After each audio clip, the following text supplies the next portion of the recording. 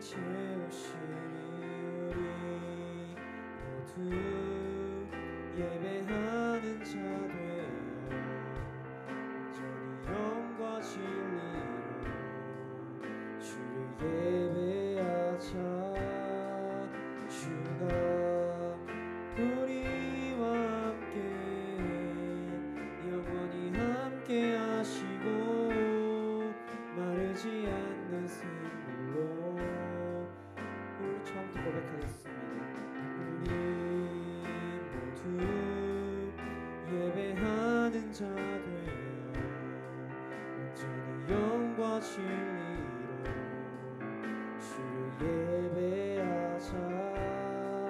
주가 우리와 함께 영원히 함께 하시고 마르지 않는 샘물로 우릴 채우시리.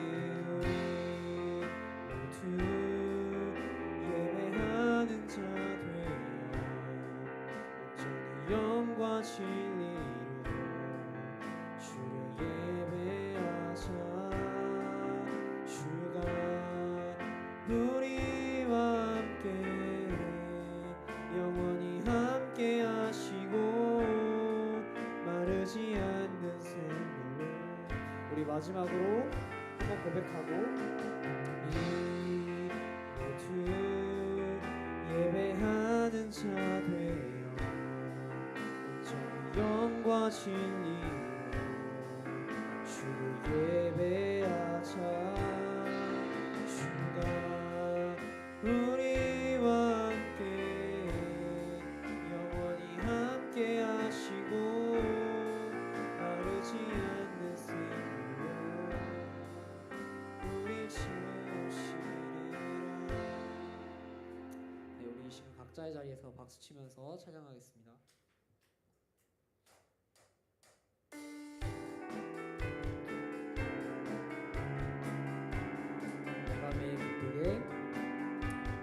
매일 기쁘게 순례의 길 행하면 주의 팔이 나를 안고 함이요.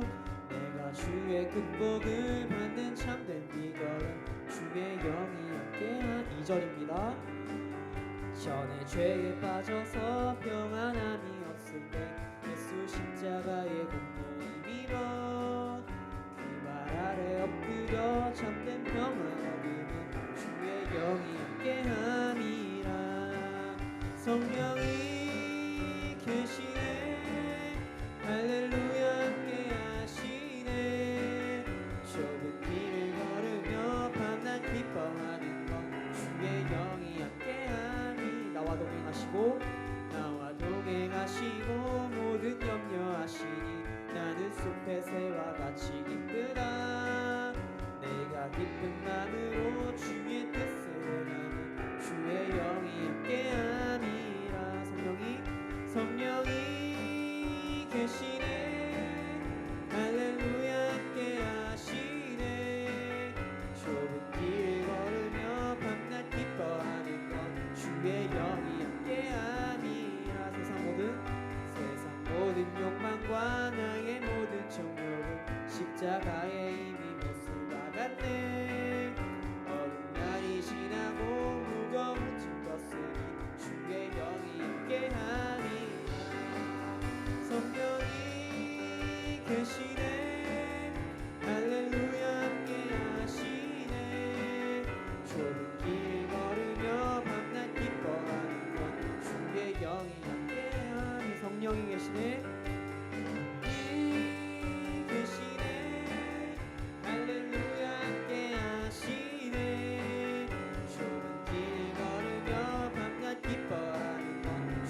마지막으로 고백하겠습니다. 성령이 계시네.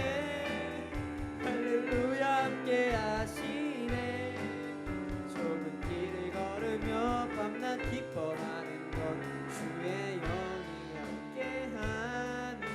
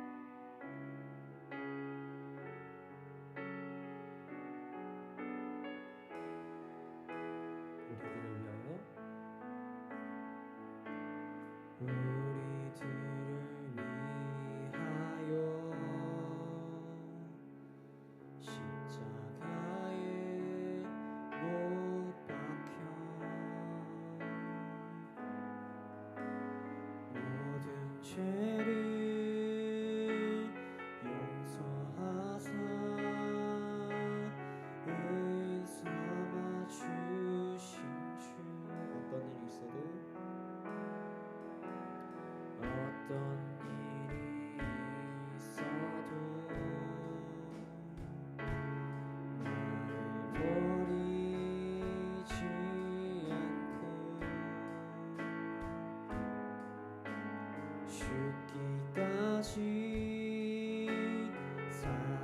사랑하신 나의 귀한 예수님, 내 마음의 한 자리, 가장 귀한 그 자리, 주 오셔서 앉으소서. 주님만 나의 보배, 내 마음의 한 자리, 가장 귀한 그 자리, 주 오셔서 다스리소서. 주님만 나의 영. 우리 처음부터 다시 고백하겠습니다. 우리를 위하여, 우리들을 위하여 십자가에 못 박혀 모든 죄를 용서하사 의인 삼아 주신 주. 어떤 일이 있어도 나를 버리지 않고 여기까지 사랑하신 나의 귀한 예수님, 내 마음의 한 자리, 가장 귀한 그 자리, 주 오셔서 앉으소서. 주님만 나의 보배, 내 마음의 한 자리, 가장 귀한 그 자리, 주 오셔서 다스리소서. 우리 이 시간 다시 한번 고백하길 원합니다. 내 마음의 한 자리, 내 마음의 한 자리, 가장 귀한 그 자리, 주 오셔서 앉으소서. 주님만 나의 보배, 내 마음의 한 자리, 가장 귀한 그 자리, 주 오셔서 다스리소서. 주님만 나의 영광. 이 시간 기도했으면 좋겠습니다. 찬양의사의 가사와 같이 우리를 위하여 죽기까지 사랑하시고 우리를 위하여 이 땅에 내려오신 주님을 생각하며 우리가 그 주님이 우리 마음 가운데 들어오고 싶어 하심을 우리가 알아서 우리 마음 가운데에 그 빈자리에 가장 귀한 그 자리에 주님을 앉힐 수 있는 우리 중고등부가 될 수 있게 해달라고 함께 기도하길 원합니다. 기도하겠습니다.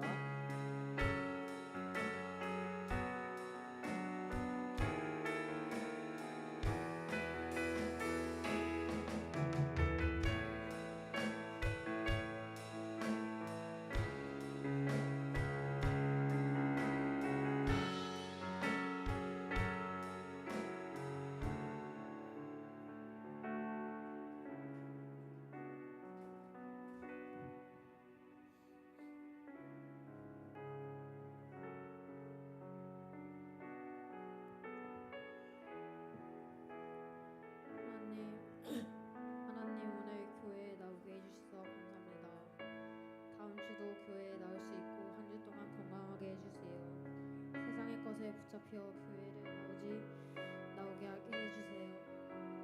오늘 들은 말씀 은혜 받게 해주시고 그 은혜로 일주일 동안 잘 살아가게 해주세요. 말씀을 주시는 목사님께서 축복을 주세요.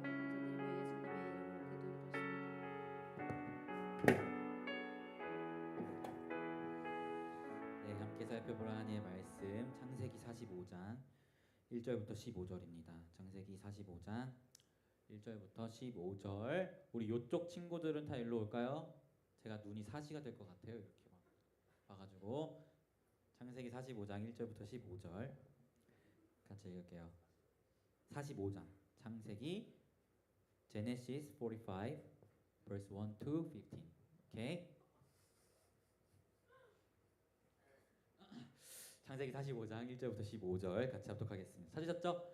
시작. 요셉이 시종하는 자들 앞에서 그 정을 억제하지 못하여 소리질러 모든 사람을 자기에게서 물러가라 하고 그 형제들에게 자기를 알리니 그때 그와 함께한 다른 사람이 없었더라.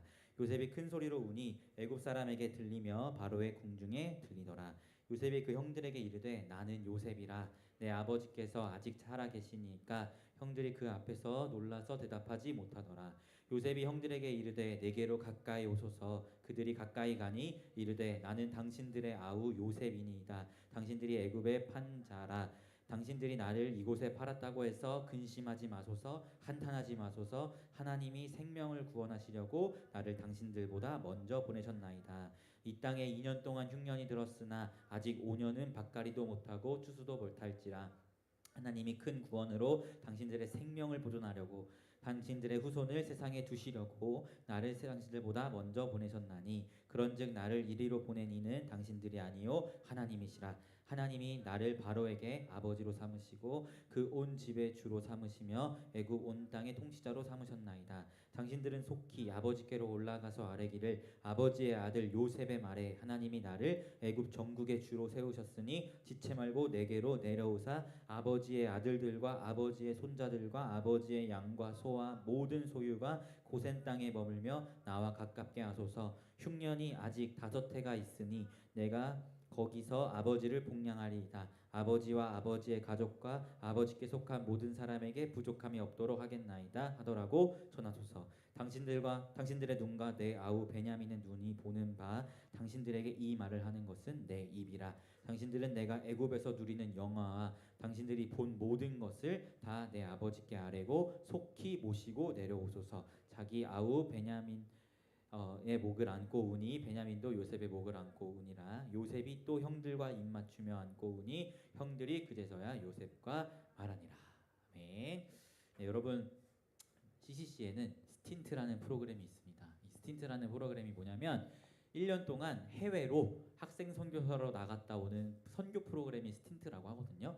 제가 미국 갔다 왔잖아요. 미국에 1년 갔다 온 것도 이 프로그램을 통해서 다녀왔고 사모님도 중국으로 1년 동안 스틴트를 다녀왔었는데요.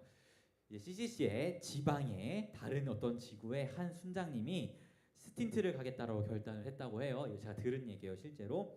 그래서 어떤 나라로 가려고 그러냐라고 물어보니까 간사님 저는 기도 중입니다라고 그 순장이 이야기했다고 합니다. 그러다가 어느 날 갑자기 그 순장님이 간사님이 찾아와서 저는 필리핀으로 스틴트를 가겠습니다라고 했다는 거예요. 그래서 간사님이 왜 필리핀으로 가려고 하냐라고 물어보니까 그 순장이 뭐라고 대답했는지 아세요?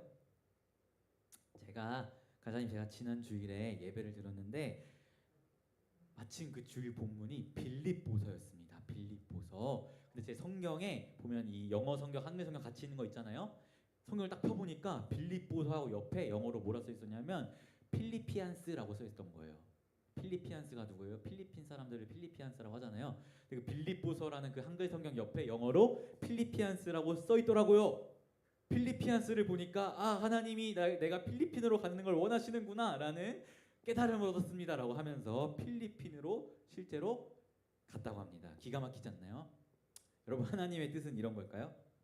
하나님의 뜻은 딱 성경을 쳤는데 필리피안스여서 필리핀으로 선교를 나가는 이런 게 하나님의 뜻일까요? 여러분 어떻게 생각하세요? 사실 우리 삶 속에 상당히 많은 부분 하나님의 뜻을 오해할 때가 굉장히 많아요. 많은 부분에 있어서 하나님의 뜻은 이럴 거야 라고 이야기하면서 내 맘대로 판단하고 생각하는 경우가 굉장히 많다는 것입니다.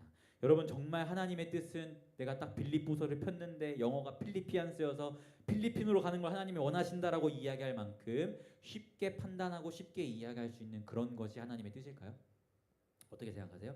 만약에 여러분이 지금 여러분의 삶 가운데 마주하고 있는 어려움들이 있다고 칩시다. 그럼 그 삶 속에서 여러분의 그 고난의 이유는 무엇이고 이 상황 가운데 날량한 하나님의 뜻은 무엇이야라고 여러분 자신 있게 이야기할 수 있으신가요? 하나님은 내가 아픈 걸 원하셔, 내가 뭐 친구들과 관계가 틀어지는 걸 원하셔, 뭐 이렇게 얘기하실 건가요? 사실 하나님의 뜻은 우리가 쉽게 이야기하기가 참 어려워요. 하나님의 뜻은 우리가 다 알 수 없습니다. 사실은 하나님의 뜻은요, 여러분 시간이 지나봐야 알 수 있어요. 우리는 그분의 크고 놀라운 뜻과 은혜를 감히 헤아릴 수 없는 유한한 존재이기 때문에 우리는 지금 이 시점에서 하나님의 뜻을 감히 판단하면서 이야기할 수 없는 존재들입니다. 그렇기 때문에 사실 하나님의 뜻은요, 여러분 시간이 지나 보니까 그때 그런 어려움이 사실은 이런 이유가 있어서 하나님이 주신 어려움이었구나라는 그 뜻을 헤아릴 수 있게 되는 거예요. 저는 여러분 사실 어렸을 때부터 해군사관학교에 굉장히 가고 싶어했어요. 해군사관학교. 해군사관학교가 무슨 학교인지 아세요? 해군되는 학교예요. 해군. 여러분 저 알잖아요. 수영 되게 잘하는 거. 수영을 꽤나 잘했고 물도 좋아하고 무엇보다 육군, 해군, 공군 중에서 해군의 그 하얀 제복이 그렇게 멋있어 보였어요. 제가 어렸을 때 봤을 때. 또 머리 쓰는 것보단 축구하고 이런 운동하는 걸 더 좋아했기 때문에 여러 의미에서 해군사관학교에 가고 싶었습니다. 그런데 중학교 3학년 때 잘 알다시피 제가 축구를 하다가 십자인대가 파열되면서 군대를 못 가게 됐죠.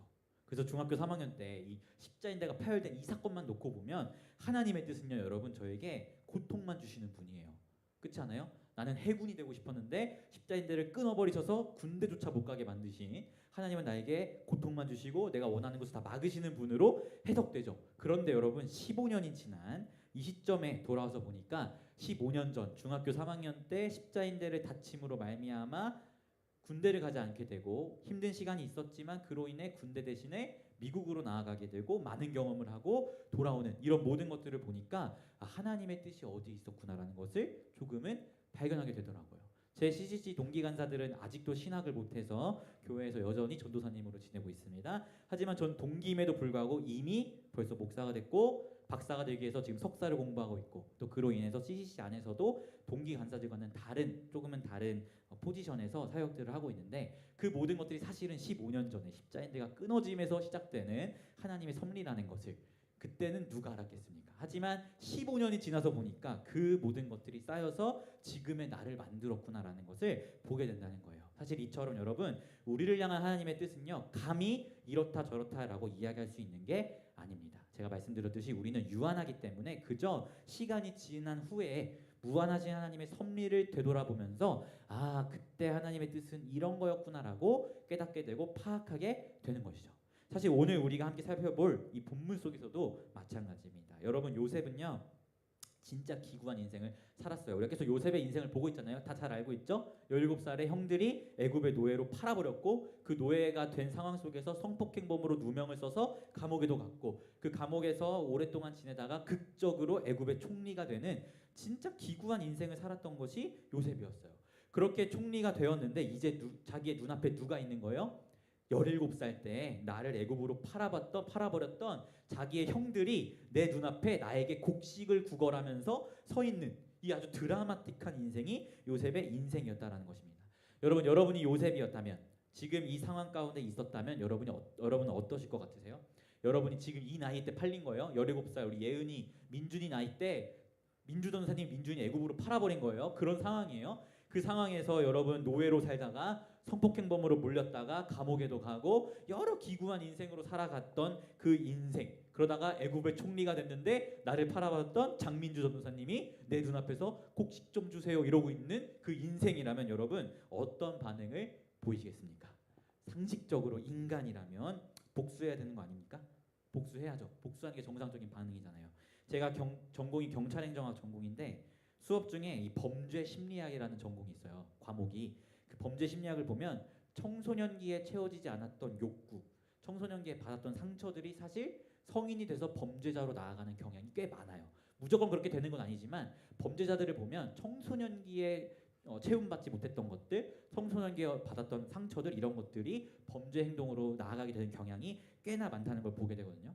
이 이론에 비춰지면 요셉은 청소년기에 완전히 상처받았잖아요. 가족이 날 팔아버렸는데 그것보다 큰 상처가 어디 있어요? 그럼 요셉은 이 이론에 따르면 완전히 삐뚤어진 범죄자가 됐어야죠. 그쵸? 아니 꼭 범죄자는 아니더라도 적어도 자신의 눈앞에 나를 판 형제들이 있다면 복수 정도는 해야죠. 그런데 요셉의 반응이 지금 어때요? 우리 한번 요셉의 반응을 봐볼까요? 4절 5절 같이 읽어볼게요. 요셉의 반응 같이 읽겠습니다. 4절 5절 시작. 요셉이 형들에게 이르되 내게로 가까이 오소서. 그들이 가까이 가니 이르되 나는 당신들의 아우 요셉이니 당신들이 애굽에 판 자라. 당신들이 나를 이곳에 팔았다고 해서 근심하지 마소서, 한탄하지 마소서. 하나님이 생명을 구원하시려고 나를 당신들보다 먼저 보내셨나이다. 아멘. 요셉의 반응이 어때요? 형들 일로 와봐. 다 뻗쳐. 다 뒤졌어 하면서 이렇게 나온 게 아니고, 나는 너희가 애굽으로 팔아넘긴 당신들의 동생 요셉인데 걱정하지 마세요. 왜냐하면 하나님이 여러분의 생명을 구원하시려고 나를 당신들보다 먼저 이 땅 가운데 보내셨습니다라는 이런 말도 안 되는 고백을 요셉이 한다는 거예요. 이게 가능한 얘기입니까, 여러분? 17살 때 형제들에게 팔려서 노예가 되고 누명을 쓰고 감옥에 가서 이런 진짜 기구한 인생을 살아왔던 인물이 이렇게 이야기하는 게 가능한 일이에요, 상식적으로? 인간적으로는 불가능하잖아요. 그 안에 복수심이 가득 차야죠. 내 앞에 나를 팔았던 형제들이 있으면 잡아서 사형을 시키든 뭔짓거리라도 했었어야죠. 그런데 요셉은 그런 행동을 하는 게 아니라 하나님께서 당신들의 생명을 구원하시려고 나를 먼저 이 땅 가운데 보내셨습니다라고 요셉이 이야기하고 있는 거예요. 심지어 이 나를 이 땅 가운데 먼저 보냈다라는 말은 다른 말로 하면 형들이 팔았던 그 사건에 대한 이야기하는 거잖아요. 형제들이 나를 팔았던 그 사건은 하나님께서 나를 먼저 이 땅 가운데 보내신 사건입니다라고 이야기한다는 거예요. 도대체 요셉은 어떤 인간이길래 이러한 고백이 가능할까요? 우리 한번 히브리서 11장 22절 말씀 같이 읽어볼게요. 히브리서 11장 22절입니다. 히브리서는 신약 성경이에요. 히라고 써 있습니다. 히브리서 11장 22절 찾았나요? 히브리서 11장 22절 같이 읽을게요. 시작. 믿음으로 요셉은 임종시에 이스라엘 자손들이 떠날 것을 말하고 또 자기 뼈를 위하여 명하였으며. 아멘. 여러분, 히브리서 11장에서 인물들마다 믿음으로 누구는 이렇게 이야기하고 있어요. 여기서의 믿음으로라는 말은 쉽게 이 땅에 오실 예수를 믿음으로라고 이해하시면 좋아요. 이 땅에 오실 예수를 믿음으로. 즉 요셉은 이 땅에 하나님의 아들로 오실 예수 그리스도를 믿음으로 죽을 때 자기 형제들에게 이런 말을 했다는 거예요. 어떤 말? 이스라엘 자손들이 애굽 땅을 떠나는 날 꼭 나의 시신, 나의 뼈를 가지고 가라 라는 이야기를 요셉이 했다는 거예요. 여러분, 이게 예수를 믿는 것과 뭔 상관이죠? 죽을 때 내 뼈를, 내 시신을 꼭 애굽에서 이스라엘로 가지고 가주세요 라는 이야기를 예수를 믿음으로 요셉이 했다는 거예요. 이게 뭔 상관이야? 예수 믿는 거랑 장례 치르는 거랑 뭔 상관이에요? 오늘 본문을 보면 여러분, 결국 요셉이 형제들에게 나중에 이야기를 해요. 돌아가서 아버지와 그의 가족들 전부를 데리고 애굽에 와서 살아라. 내가 너희를 돌봐주겠다라고 이야기합니다. 그래서 야곱이 자기의 모든 가족과 가축을 다 데리고 애굽 땅에 와서 살아요. 그렇게 요셉의 보호를 받으며 살아요. 그런데 요셉은요, 언젠가 자기가 오라고 해서 온 가족들이지만 이 야곱의 후손들이 이 애굽 땅을 떠날 것이라는 사실을 알고 있었다라는 거예요. 알고 있었다. 언젠가는 이 땅을 떠날 것이라는 것을 알고 있었다라는 것이죠. 그래서 너희가 떠날 때 나의 시신을 꼭 애굽 땅에서 가지고 이스라엘로 가나안 땅으로 돌아갔으면 좋겠다라는 유언을 남겼다라는 것입니다. 이게 왜 예수 믿는 것과 상관이 있는 걸까요? 제가 여러분과 수련회 때 했던 말씀을 잠깐 기억해봤으면 좋겠어요. 여러분, 아담과 하나님이 행위 언약을 맺었죠. 그 행위로 구원을 얻는 거예요, 그때는. 근데 아담이 그 언약을 파괴했죠. 그래서 시작된 게 은혜 언약입니다. 그래서 은혜 언약은 예수 그리스도께서 그 행하신 그리고 당하신 순종으로 이루신 그 의를 믿음이란 도구를 통해서 나의 것 삼게 되는 이야기를 담고 있어요. 그런데 한 가지 질문. 이 수련회 때 수연이가 아마 그 머리순에서 했던 질문인 것 같은데, 예수님은 신약 시대에 오신 분이잖아요. 그렇죠? 예수를 믿음으로 구원을 받는다는 거면 신약 시대 이후에는 오케이, 이해가 돼. 예수님이 십자가에 죽으시고 부활하셨으니까. 그런데 구약 시대 사람들은 그럼 어떻게 구원을 받은 거예요? 예수님 오시기 전 사람들은, 신약 시대는 예수님 오셔서 십자가에 다 행하신 순종, 당하신 순종 다 하셨으니까 우리는 이해가 되는데, 예수님 오시기 전이었던 구약 시대 사람들은 어떻게 구원을 받은 거였을까요? 맞죠? 수연아 이 질문 맞았죠? 그때 했던 거? 맞죠? 어떻게 질문 받은 걸까요? 뭐라고요? 동물들을 죽임으로 아쉽게도 땡입니다. 그건 행위로 구원받는 거잖아요. 결국에 행위는 이미 아담 때 다 파기됐다니까. 행위로 구원받을 수 있는 방법이 없어요. 어떻게 구원받았냐면 정확하게 똑같이 믿음으로 구원받았습니다. 예수를 믿음으로. 근데 우리랑 달라요. 우리는 어떤 예수? 이 땅에 오신 예수를 믿음으로 구원받았다면 그들은 이 땅에 오실 예수를 믿음으로 구원받은 거예요. 그럼 구약의 사람들은 예수님이 이 땅에 오실 거라는 사실을 어떻게 알았겠어요? 어떻게 알았을까? 예수님이 올 거란 약속을? 그게 바로 은혜 언약이에요. 아담 때 이미 하나님이 약속하셨잖아요. 여자의 후손이 뱀의 머리를 짓밟을 거라는 그 약속. 근데 그 언약이 시대마다 하나님께서 주어주세요. 노아 때는 노아와 맺는 언약으로, 아브라함 때는 아브라함과 맺는 언약으로, 모세 때는 모세와 맺는 언약으로, 다윗 때는 다윗과 맺는 언약으로 계속해서 예수 그리스도에 대한 약속을 하나님께서 말씀하셨어요. 그럼 이 약속이 구약시대 사람들에게는 어떤 소식이었을까? 이 소식이 바로 구약시대 사람들에게는 복음이었죠. 너희를 구원할 예수가 올 것이라는 그 약속이 이들에게는 복음이었다는 거예요. 즉 이들은 그 약속에 담긴 예수를 믿음으로 구약시대 사람들도 구원을 받았다는 겁니다. 그러면 오늘 구약시대 사람 중에 요셉은 특별히 어떤 약속을 기억하고 믿고 있었을까요? 요셉은 특별히 오늘 말씀을 보면 요셉은 분명하게 아브라함과 맺으신 하나님의 약속을 기억했던 것으로 보여져요. 분명하게. 왜냐하면 하나님이 아브라함과 약속을 맺으실 때 아브라함의 자녀들이 이방 땅에서 430년간 종살이하다가 다시 돌아오는 방법으로 가나안 땅을 취할 거라는 약속을 하셨어요. 근데 요셉이 지금 뭘 얘기해요? 이스라엘이 언젠가 돌아갈 것이라는 이야기를 분명히 하고 있잖아요. 왜 그 얘기를 할 수 있을까요? 아브라함에게 하셨던 그 약속을 믿고 있었기 때문에 요셉이 그런 유언을 남길 수 있는 거예요.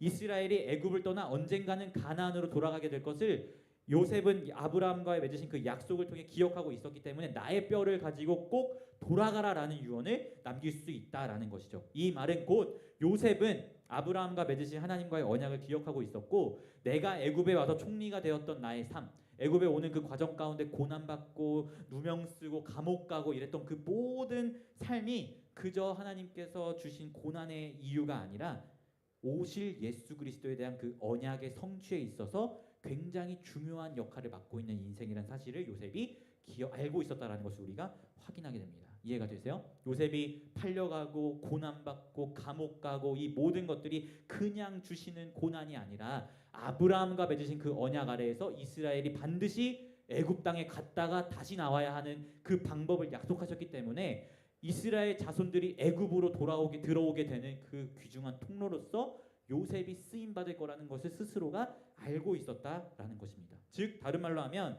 나의 삶이 하나님의 구원의 사역 속에서 어떤 역할을 맡고 있는지 분명하게 알았기 때문에 내 눈앞에 나를 팔아넘긴 형제들이 있어도 이 사람들 내가 죽여버려야지라는 그 복수심으로 나아간 게 아니라 하나님께서 당신들의 생명을 구원하시려고 나를 먼저 이곳에 보내셨다라고 이야기할 수 있는 거예요. 그들이 애굽 땅에 들어왔다 나가야 언약의 성취가 이루어지는 거니까. 사랑하는 중고등부 여러분, 요셉의 인생처럼요. 여러분이 하나님의 자녀가 되었다면 여러분의 인생은 하나님의 구원의 역사 속에 놓여져 있습니다. 제가 종말의 때 어떤 일이 일어날 것이라고 여러분에게 여러 번 말씀드렸죠. 여러분의 몸도 우리가 살아가고 있는 이 세상도 다 없어졌다가 새로 생기는 게 아니라 여러분의 몸도 이 세상도 갱신되는 것이 종말의 때 일어날 일이라고 말씀드렸어요. 그래서 이 세상을 살아갈 때 여러분이 만들어가는 문화, 이 땅에서 써가는 여러분들의 모든 삶의 이야기가 중요하다라고 여러분에게 말씀드렸어요. 왜냐하면 이 땅의 그 모든 것들은 없어졌다 생기는 게 아니고 이 모든 것들이 새롭게 될 것이기 때문에 여러분의 삶의 그 모든 순간의 이야기, 여러분이 써가는 그 삶의 문화들이 너무나 중요하다라고 말씀드렸습니다. 그런 의미에서 여러분이 하나님의 자녀가 됐다면 그 순간부터 여러분의 인생은 요셉과 같이 하나님의 구원의 역사 속에 놓여지게 되는 거예요. 여러분의 삶과 인생 속에서 하나님이 역사하시면서 하나님의 나라를 세워가는 게 여러분이 부름받은 이유라는 것입니다. 그것이 여러분의 인생이 가지고 있는 의미고 목적이라는 거예요. 그래서 사도 바울이 이야기하잖아요. 너희는 먹든지 마시든지 다 하나님의 영광을 위해서 하라라고 바울이 이야기하잖아요. 그게 여러분 한 사람 한 사람을 향해 가지고 있는 하나님의 계획이고 여러분의 인생이 가지고 있는 그 가치인데 그런 인생을 두고 여러분이 함부로 하나님의 뜻은 이럴 거야. 하나님은 날 사랑하지 않으셔. 하나님은 이러실 거야. 날 버리실 거야 라고 함부로 이야기할 수 있나요?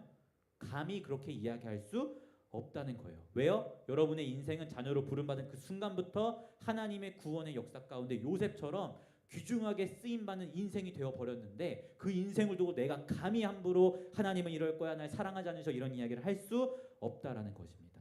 요셉의 인생은 여러분 아브라함과 맺으신 언약의 성취에 있어서 아주 중요한 부분을 차지하고 있었어요. 그가 노예로 팔려갔기에, 그가 감옥에 갇혔기에, 그곳에서 억울한 누명을 썼기 때문에 하나님이 아브라함과 맺으신 언약이 성취될 수 있었다라는 것입니다. 그런데 만약에 요셉이 만약에 자신의 인생이 하나님의 구원 역사 안에서 얼마나 중요한 인생인지, 얼마나 중요한 위치인지를 모르고 그냥 막 복수심에 불타서 형제들이 왔을 때 형제들 다 죽여버렸다고 생각해 보십시오. 그러면 하나님께서 아브라함에게 주신 그 약속이 이루어지는 건가요? 이루어지지 않는 거예요. 하나님께서 아브라함에게 어떤 약속을 하셨는데 너의 자손을 하늘의 별과 같이 주게 하겠다라는 그 약속을 주셨는데 그 약속의 후손으로 생겨진 이 12지파를 다 죽여버리면 아브라함과 맺으신 약속 자체가 파기되는 거라고요.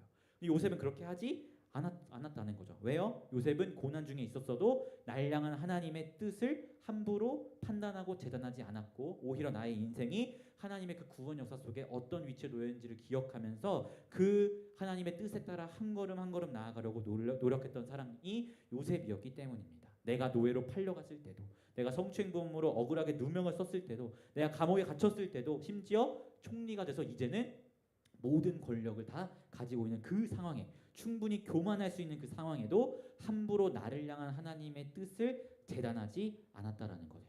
요셉은 그저 하나님의 구원 역사 속에서 자신의 사명이 무엇인지를 기억하면서 그 사명 안에서 나의 고통스러웠던 젊은 날의 인생들을 돌아보며 하나님의 섭리를 잠잠히 고백하는 게 전부였습니다. 내가 이 땅에 온 것은 나를 먼저 보내셔서 나의 형제들인 당신들, 아브라함의 후손인 이스라엘 12지파의 생명을 구원하시기 위함입니다라는 잠잠히 하나님의 섭리를 고백하는 게 전부였다라는 것입니다. 사랑하는 중고등부 여러분, 저는 여러분이 요셉의 이 삶을 대하는 자세를 배우셨으면 좋겠어요. 여러분 이제 많이 살았어야 보느니 19살, 19년 살았습니다. 많이 살았어야 19년 살았어요. 여러분이 앞으로 살아갈 인생은 80년, 90년, 길면 100년까지도 나아갈 인생입니다. 그 긴 인생 속에서 하나님은 여러분을 향한 분명한 계획을 가지고 계세요. 그리고 특별히 여러분을 하나님의 자녀로 부르셨다면 그 계획은 완성될 하나님 나라와 예수 그리스도의 복음과 반드시 관련이 있는 계획을 가지고 계십니다. 하나님께서 여러분의 인생을 통해 가지고 계신 크고 놀라운 계획하심들이 있음을 기억하면서 여러분의 인생을 함부로 여기지 않으셨으면 좋겠어요. 여러분의 인생 속에 하나님의 그 섭리를 함부로 재단하면서 하나님은 이럴 거야, 날 버리셨어, 어쩌고 저쩌고 이런 이야기를 함부로 하지 않으신 여러분들이 되었으면 좋겠습니다. 오히려 여러분의 인생 속에서 섭리하신 하나님을 기억하면서 요셉과 같이 고난 중에 있든 억울한 상황에 있든 아니면 좋은 상황에 있든 그저 잠잠하게 여러분의 삶을 이끌어 가신 하나님의 섭리를 지켜보면서 그 섭리의 끝에서 시간이 지났을 때 내가 중고등학생 시절에 나에게 허락하셨던 이 어려움, 이 고민, 이 아픔들이 이것을 위한 하나님의 이끄심이었구나라는 이런 섭리의 고백을 드릴 수 있는 여러분들이 되셨으면 좋겠습니다. 아시겠죠? 사랑하는 중고등부 여러분, 하나님은 여러분을 사랑하시며 여러분을 향한 놀라운 계획을 가지고 계십니다. 앞으로 남은 인생 하나님이 어떻게 끌어가실지 기대하시고 하나님의 섭리를 돌아보며 은혜를 고백하시고 하나님을 찬양하는 인생들이 되셨으면 좋겠습니다. 그런 여러분을 통해서 하나님이 영광 받으시며 하나님의 나라를 세워가시리라고 저는 확신합니다. 이런 은혜가 우리 가운데 있기를 예수님의 이름으로 축원합니다. 아멘. 제가 기도하고 우리 기도에 이어서 하겠습니다. 하나님, 그렇습니다. 우리의 삶은 하나님의 섭리 아래 있습니다. 우리는 유한한 존재이기에 무한하신 하나님의 인도하심을 감히 뭐라고 이야기할 수 없는 존재임을 기억합니다. 우리 사랑하는 중고등부 친구들 한 사람 한 사람 주님 다시 오실 그날까지 이 인생을 살아갈 때 함부로 하나님의 뜻에 대해서 재단하지 아니하게 하시고 오히려 묵묵히 하나님의 이끌어가심을 기대하고 그 이끌어가심 아래 살아가다가 시간이 지나서 하나님의 섭리의 손길들을 돌아보았을 때 하나님의 이끄심과 또 하나님의 마음과 뜻이 이것이었구나라는 섭리의 고백을 잠잠히 드릴 수 있는 우리 인생들 될 수 있도록 인도하여 주십시오. 이들의 인생을 통해 하나님 나라를 세워가 주시고 이들의 인생을 통해 예수 그리스도 홀로 영광받는 은혜가 넘쳐날 수 있도록 주님 함께하여 주시옵소서. 감사드리며 예수님의 이름으로 기도합니다. 아멘.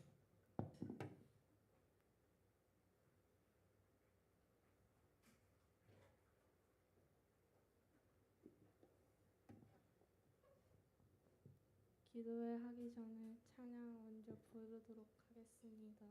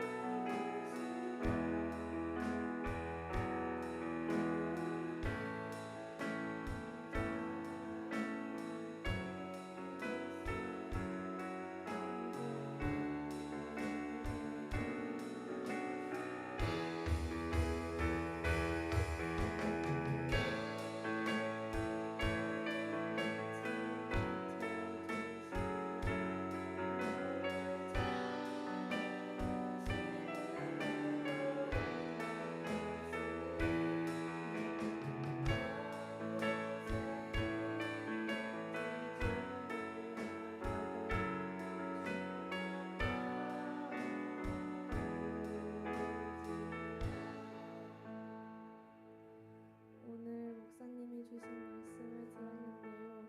이 말씀에서 나온 듯이 하나님의 뜻과 계획은 시간이 지나봐야 알 수 있습니다. 그러니 당장 나의 삶 속에 경험하게 되는 어려움이 있더라도 주를 향한 우리의 입술의 고백을 지키고 훗날 하나님의 뜻이 이루어졌음을 고백하는 사람이 되길 기도합니다. 그리고 앞으로 일주일간 살아갈 때 이 말씀을 잘 생각하고 묵상하며 살아갔으면 좋겠습니다. 기도 제목을 불러드리겠습니다. 기도 제목을 불러드릴 때 아멘으로 화답해주세요. 이 말씀처럼 당장 나의 삶 속에 경험하게 되는 어려움이 있더라도 주를 향한 우리의 입술의 고백을 지키고 훗날 하나님의 뜻이 이루어졌음을 고백하는 믿음의 중고등부가 되게 해주세요.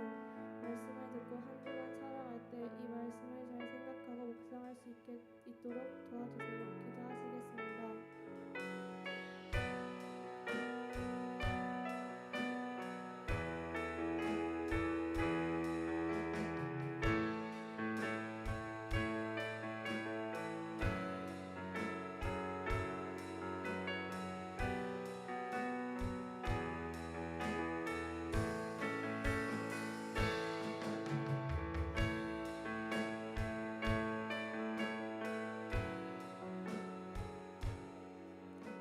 두 번째는 피플리 중고등부의 진로와 진학을 위해 기도합니다. 요즘 시험 때문에 중고등부가 많이 힘듭니다. 중고등부들이 시험 때문에 힘들지 않게 해주세요. 그리고 진로를 잘 찾을 수 있게 해주세요. 기도 제목을 불러드리겠습니다. 기도 제목을 불러드릴 때 아멘으로 화답해주세요. 중고등부가 시험 때문에 힘들지 않게 해주세요. 진로를 잘 찾게 해주세요. 기도하시겠습니다.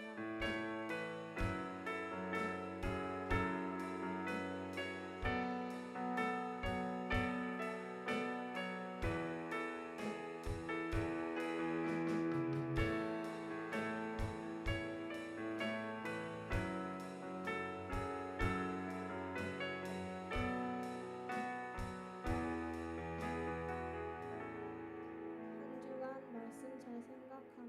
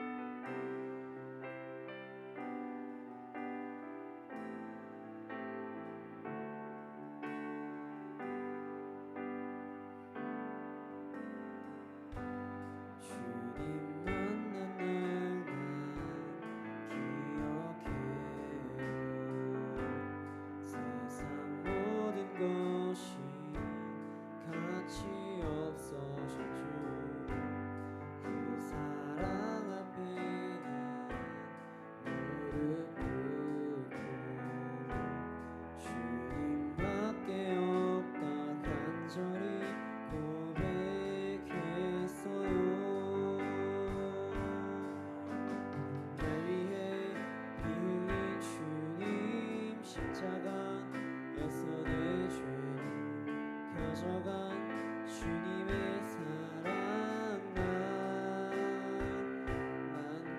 만났어요.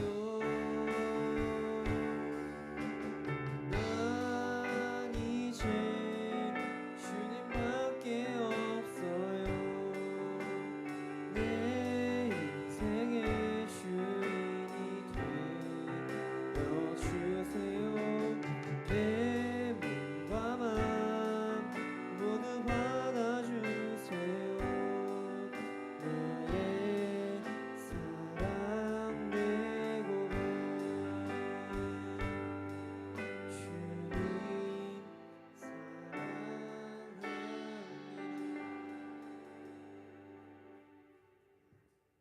하느님 아버지, 이렇게 주일날 모여서 기쁘고 감사한 마음으로 주님께 헌금을 올립니다. 저희의 예물을 기뻐 받아주시고 하나님의 귀한 일에 쓰일 수 있게 해주세요. 감사드리며 예수님 이름으로 기도드립니다. 아멘. 이 시간 우리 옆에랑 뒤에를 좀 쳐다봐 주실까요? 네, 그들을 향해서 축복을 하겠습니다.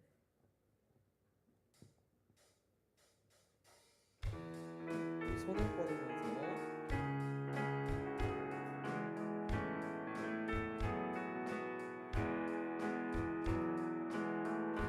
하나님의 사랑이 당신의 삶 가운데 가득하기를 축복합니다. 하나님의 은혜가 우리 가운데 우리 이번엔 찬양팀을 보면서 축복하겠습니다.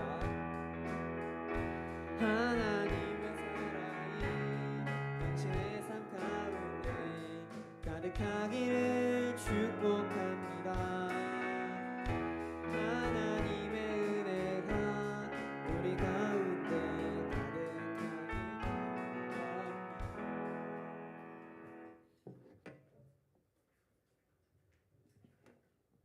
그리스도의 계절 찬송하고 예배 마치도록 하겠습니다.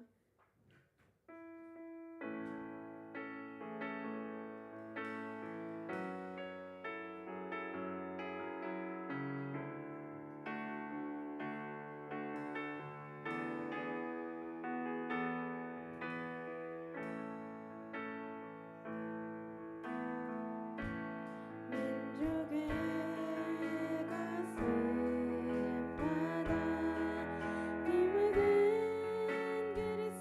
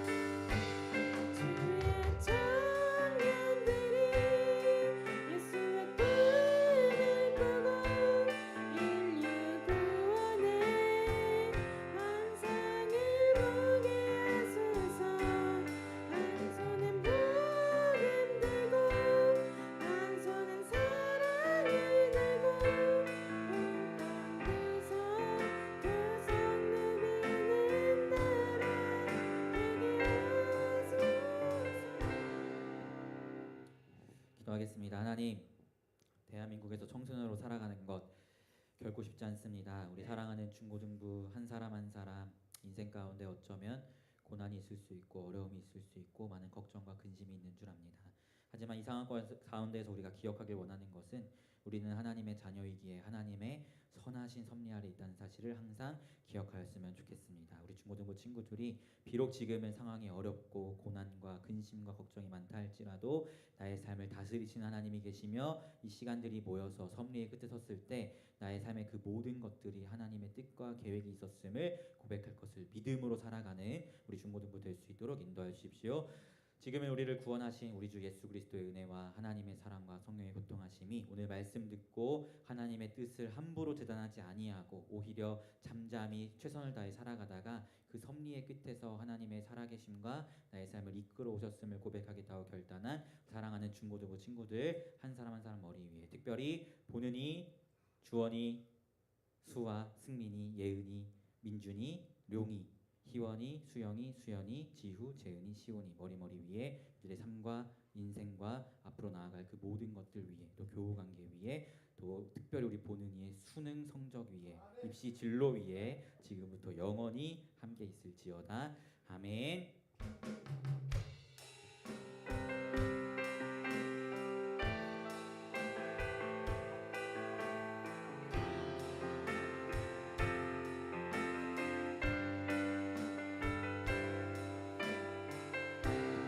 고생하셨습니다. 오늘은 첫째 주기 때문에 머리숱 모임이 없고요. 대신 저기 대표단이랑 머리 순장들 잠깐